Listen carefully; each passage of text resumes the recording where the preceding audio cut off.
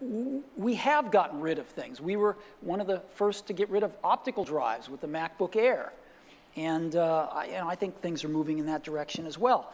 And sometimes when we get rid of things like the floppy disk drive on the original iMac, people call us crazy. Or at least premature, maybe. No, they call us crazy. Oh, okay. Most people who have at least some interest in marketing would naturally think that Steve Jobs made the MacBook Air because when it was introduced in 2008, it was the world's thinnest laptop, and that was the goal. Back then, I wasn't even a Mac user yet, but I was pretty mesmerized by it. Once again, Steve Jobs knew how to wow the crowd with his hypnotic spell.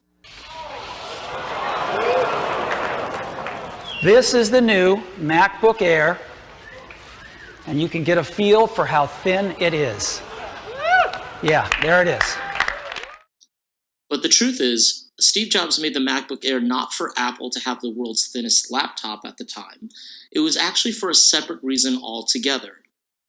Those who know me know that I'm a big Steve Jobs fan, and I'm only saying this here so that you believe me when I tell you I have a deep knowledge of Jobs and how he worked his marketing mind.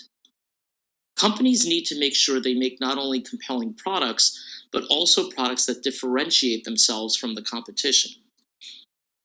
The reason why Steve Jobs made the MacBook Air was not to achieve, at the time, the world's thinnest laptop, but instead it was to introduce a new, quote, entry, and I'm using the word entry in a very relative term here, consumer laptop. Of course, Apple has had consumer laptops in the past, especially the insanely popular iMacs that launched in the late 90s, and saved Apple from bankruptcy, by the way. But product lines come and go, and need refreshing in all companies. And after several iterations and the introduction of the first MacBook Pro, Jobs felt that there was an empty space in the market for Apple that could be filled.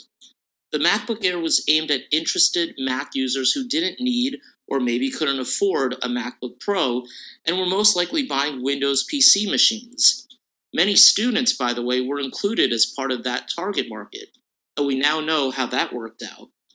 Jobs knew that even though it was going to be a new Apple laptop, that simply wasn't enough to convince consumers to buy this new, ordinary MacBook.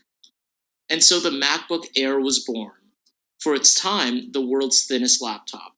The first laptop to have no optical drive but rely on a solid-state drive, unibody construction, large trackpad, and a full-size keyboard, which at the time was unheard of for a small, lightweight computer, and this was only 14 years ago.